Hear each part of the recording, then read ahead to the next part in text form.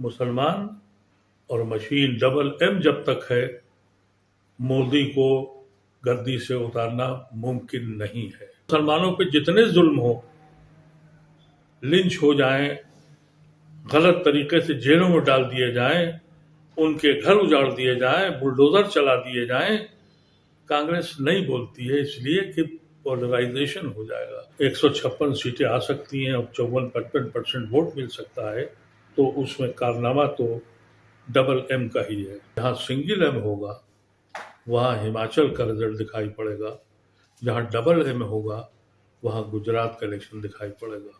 हिमाचल प्रदेश में M2 यानी मुस्लिम factor नहीं था। वहां गरानी भी देखी लोगों ने, वहां बेरोजगारी भी देखी, वहां अनएम्प्लॉयमेंट भी हुआ का असर हुआ, वहां आम इंसान की जो कमर टूट गई है महंगाई से, उस सब के असरात हुए, सरकार बदल गई।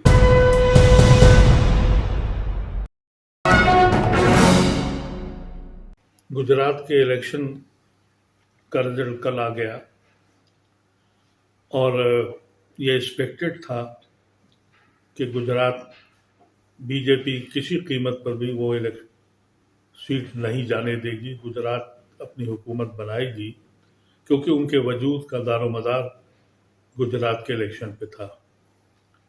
लेकिन असल खेल जो हुआ 156 सीट लाने का, बहुत से लोगों ने बड़े तज्जिए किए, लेकिन मेरा अपना ख्याल जो था वो वही था जो आज साबित हुआ। मेरा हमेशा यह कहना है, बहुत दिनों से समझ गया हूं मैं, कि इस मुल्क में डबल एम काम करता है। न गरानी, न बेरोजगारी, न अनएम्प्लॉयमेंट, कोई चीज काम नहीं करती जब तक कि डबल एम नहीं है। यानी M1 का मतलब है मशीन और M2 का मतलब है मुसलमान। ये मुसलमान और मशीन डबल एम जब तक है, मोदी को गद्दी से उतारना मुमकिन नहीं है। आप लोगों को याद होगा कि जब 2017 का इलेक्शन हुआ, उस वक्त इलेक्शन फंस गया था और यकीनी तौर पर गुजरात की सरकार हटने जा रही थी। लेकिन सेकंड फेज में मोदी साहब ने डबल एम का काम किया, यानी एक जलसे आम में तकरीर की सेकंड फेज में, कहा मियां अहमद पटेल को चीफ मिनिस्टर बनाने की साजिश चल रही है। मणिशंकर अय्यर के घर पर एक मीटिंग हुई है जिसमें मनमोहन सिंह, साबिक प्राइम मिनिस्टर, साबिक नायब सदर हामिद अंसारी, साबिक chief of the arm forces वगैरह वगैरह शामिल थे, जिसमें पाकिस्तान का एक फॉरेन मिनिस्टर साबिक वो मौजूद था। वहाँ ये फैसला हुआ है कि मियां अहमद पटेल को चीफ मिनिस्टर बनाया जाएगा। नतीजा हुआ सेकेंड फेज में बीजेपी ने स्वीप किया और 6 या 7 सीटों से वो आगे आ गए और उन्होंने सरकार बना ली। इस बार कांग्रेस पार्टी ने समझदारी ये करी कि उनका कोई भी शख्स, यानी उनका सबसे बड़ा दुश्मन नेहरू और गांधी फैमिली है, और वो नेहरू और गांधी फैमिली को ही कोसते रहे हमेशा हर इलेक्शन में, और उनको देशद्रोही साबित करने और मुसलमानों का हामी समझने के लिए उनको टारगेट करते थे।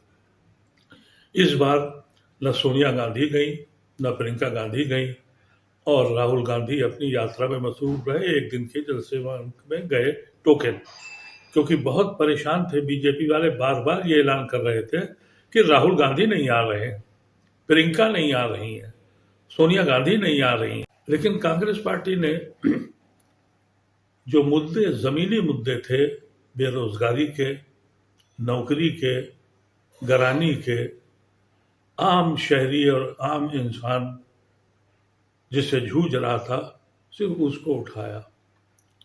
यहाँ तक कि ट्राइबल्स की प्रॉब्लम थी, वहाँ मिसमैनेजमेंट और करप्शन के मसले पर पूरे के पूरा एक पुल गिर गया, सैकड़ों लोग मर गए। इन मुद्दों को वो उठा रहे थे। लेकिन बीजेपी की परेशानी इसलिए बढ़ती चली गई कि उनके पास कोई मुद्दा नहीं था। तो उन्होंने केजरीवाल साहब को वहाँ रवाना किया। हैरतअंगेज तौर पर इलेक्शन में सिर्फ दो ही पार्टियां पैसा खर्च कर रही थी, उन्हीं के पास दौलत थी। एक तो गुजरात के जो रईस लोग हैं, जो वो लोग ऐसे बिजनेसमैन जो पिछले 8-10 साल में 100 गुना अपनी दौलत बढ़ा चुके हैं। जाहिर है कि वो बीजेपी को, अपने आका को रकम देते हैं। लेकिन सरप्राइजिंगली एक वो पार्टी जिसका लीडर ये कहता था कि हम तो सरकार की गाड़ी पे नहीं चलते हैं, हम तो बड़े ईमानदार हैं, उसने भी बीजेपी के बराबर ही पैसे खर्च किए अपनी जलसों में, अपनी रैलीज में। ये पैसे कहाँ से आए? उसी वक्त हमारी समझ में बात ये आ गई थी कि वही महाजन जो शो को बेहतर करने के लिए और अपनी दौलत का मुजाहरा करने के लिए बीजेपी को फाइनेंस कर रहे हैं, वो आम आदमी पार्टी को भी कर रहे हैं, क्योंकि बराबर की एक्सपेंडिचर किया गया उस स्टेट के चीफ मिनिस्टर से जो अपने को बहुत ईमानदार कहता है। उसके पास दौलत कहाँ से आई? क्योंकि हमने सुना कि कांग्रेस के पास तो जलसे करने के पैसे नहीं थे, कैंडिडेट को पैसा देने के लिए उनके पास नहीं था। ज़्यादातर कैंडिडेट अपने पैसों से इलेक्शन लड़ रहे थे। लेकिन इन सब बातों के बावजूद जो सरप्राइजिंग चीज़ हुई वो इस मशीन का कारनामा था, क्योंकि पिछली बार एक रिस्क हो गया था बीजेपी को, लेकिन मुझे ये लगता है कि मशीन कुछ ज़्यादा काम कर गई। क्योंकि अगर ये 100, 110, 115 सीटें आती तो ये बात यकीनी थी कि बीजेपी किसी भी कीमत पर गुजरात की सरकार को नहीं जाने देगी, क्योंकि मोदी का कि आगे का जो दारोमदार है वो गुजरात के इलेक्शन पर है। लेकिन 156 यानी 55% वोट मिल जाए, जबकि पिछली बार उनको 59% वोट मिला और कांग्रेस को 41%। अब ये आम आदमी पार्टी का कलेक्शन आप सुनिए। बीजेपी के 6% वोट बैंक बढ़ गया तकरीबन। कैसे बढ़ा मुझे नहीं मालूम। ऐसे वक्त में जबकि बेरोजगारी थी, रिजेंटमेंट था, ट्राइबल्स की प्रॉब्लम थी, दलितों की प्रॉब्लम्स थी, नौजवानों की प्रॉब्लम्स थी, इतने साल की इनकम्बेंसी थी, करप्शन था, वहां बढ़ गए। और जो 13% वोट कांग्रेस का कम हुआ, वो सब का सब कांग्रेस का जो कम हुआ वो सारे का सारा आम आदमी पार्टी को गया। तो क्या ये मुमकिन है कि आम आदमी पार्टी ने सिर्फ कांग्रेस का वोट काटा और कांग्रेस ही का वोट काटा, यानी 13% उनके कम हुए, इनके बढ़ गए? ये जो पजल है ये मैं तो नहीं समझ सकता कि मैं सुलझा पाऊंगा। अब कोई सुकरात और कोई ऐसे ही आदमी हो जो इसको समझ सके। मेरी समझ से बाहर है, मैं इतना पढ़ा लिखा नहीं हूँ कि एक ऐसी जगह सारे डिमॉन्स्ट्रेशंस, सारे जलसे आम आदमी पार्टी के शहरों में हुए और वोट कांग्रेस का कट गया। जहां कांग्रेस मजबूत थी, जो ट्राइबल्स का था, जो किसानों का यानी देहात में जो वोट था वो कांग्रेस का था, वो कैसे आम आदमी ने काट लिया? ये पजल मैं नहीं समझ पा रहा हूं। लेकिन अगर 56%, 156 सीटें आ सकती हैं और 54-55% वोट मिल सकता है, तो उसमें कारनामा तो डबल एम का ही है। क्योंकि अगर डबल एम का कारनामा आप नहीं होता, क्योंकि उसी वक्त हिमाचल प्रदेश में M2 यानी मुस्लिम फैक्टर नहीं था। वहाँ गरानी भी देखी लोगों ने, वहाँ बेरोजगारी भी देखी, वहाँ अनएम्प्लॉयमेंट भी हुआ, का असर हुआ, वहाँ आम इंसान की जो कमर टूट गई है महंगाई से, उस सब के असरात हुए और सरकार बदल गई। लेकिन यहाँ डबल एम मौजूद था। मैंने इसीलिए हमेशा कहा है आप लोगों से, आपने कभी सुना नहीं, लेकिन एक तजुर्बा करके देखिए। ये जब तक डबल एम रहेगा, मोदी इस मुल्क से और इस मुल्क की इस हुकूमत से कभी भी नीचे नहीं जाएंगे। मैंने ये बात कई बार मुसलमानों से कही। अगर आप अभी यूपी का लेटेस्ट इलेक्शन देख लीजिए कि मुसलमानों ने अखिलेश यादव और उनके संगठन को 80% के करीब वोट डाला लाइन लगा के, जबकि अखिलेश मुसलमानों को स्टेज पे बिठाने को तैयार नहीं थे, कहीं सामने आने को तैयार नहीं थे। उनकी अपनी बिरादरी यादव और जाटों ने इलेक्शन के वक्त मियाँ की फोटो देखकर मोदी को वोट डाला क्योंकि वो उनके आइकॉन हैं। लेकिन मुसलमानों ने वोट इस तरह से दिया जैसे कोई नया पाकिस्तान बनाने जा रहे हैं। मैं उस वक्त भी कहता रहा ये हर पार्टी का ये रवैया है, लेकिन मुझे हैरत सिर्फ कांग्रेस पार्टी पर है। कांग्रेस पार्टी का यूपी में कम से कम 10% भी हिंदू वोट नहीं है, 10% भी नहीं है।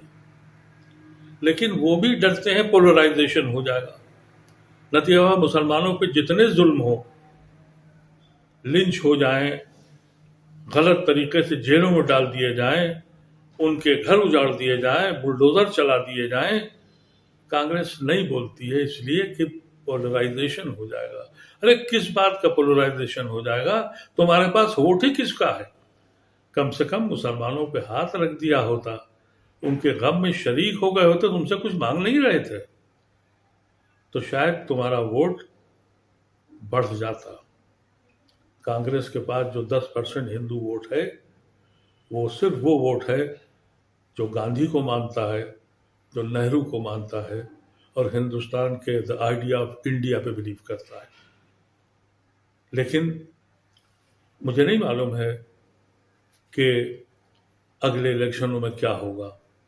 लेकिन मैं बार बार कहता हूं मुसलमानों से कि अगर तुम इतनी हिम्मत और जुर्रत रखते हो कि इस मुल्क को बचाना चाहते हो, तो एक इलेक्शन से अपने को अलग कर लो। सिंगल एम इनको अक्सरियत नहीं दिला पाएगा, लेकिन जहां डबल एम होगा वहां यही होगा, और जहां सिंगल एम होगा वहां हिमाचल का रिजल्ट दिखाई पड़ेगा, जहां डबल एम होगा वहां गुजरात का इलेक्शन दिखाई पड़ेगा। इस बात को समझने की कोशिश करें कि ये जितनी पार्टियां हैं वो किसके लिए काम करती हैं? अपने लिए करती हैं। मुल्क जहन्नुम में जाए, मुल्क टूट जाए, उनको अपनी पार्टी की को बढ़ाने की कोशिश है। यानी बीजेपी को 156 सीटें दिलाकर इस वक्त आम आदमी पार्टी जो कल से जश्न मना रही है, किस बात का? हम नेशनल पार्टी हो गए। आप समझ लें, उनको अपनी पार्टी की फिक्र है, और हम मियाँ लोग केजरीवाल, फलानेवाल, इंडिविजुअल पार्टी को वोट देने को तैयार है। मेरे इस वीडियो के जरिए कांग्रेस के हर पॉलिटिकल पार्टी के लीडर और बिलखुसूस मुसलमानों से कहना है कि कभी सोचिएगा कि आप कैसे कैसे आपको कत्ल किया जा रहा है। अरे मरना है तो मर जाएं, लेकिन किस्तों में मरने का कस्सा खत्म कर दीजिए। हर इलेक्शन के बाद आप एक उम्मीद बना लेते हैं। बहुत से लोगों को मैंने देखा पिछले 1 महीने से डिबेट पे हिस्सा हो रहा है कि साहब यूं कांग्रेस जीतेगी और यूं बीजेपी हारेगी और यूं फला होगा। लेकिन मेरा एक असेसमेंट था कि डबल एम कांग्रेस को आने नहीं देगा, बीजेपी को लाएगा। लेकिन ये तस्वुर कि बीजेपी का वोट बैंक इतना बढ़ जाएगा, और अगर इतना बढ़ जाएगा सिर्फ मियाँ को ठीक करने वाले एक मोदी आइकॉन के लिए वोट किया जाएगा, तो ये लम्हे फिक्र हमारे लिए नहीं है, हिंदुस्तान के हर उस शहरी के लिए है जो आइडिया ऑफ इंडिया पे बिलीव करता है। अगर आप समझते हैं, मेरी बात को समझने की कोशिश करें और अपने दोस्तों अहबाबों के सामने ये बात मेरी पहुंचाएं। अगर आपकी समझ में आ जाए तो कम से कम औरों तक इसको पहुंचाने की कोशिश करें। बहुत बहुत शुक्रिया।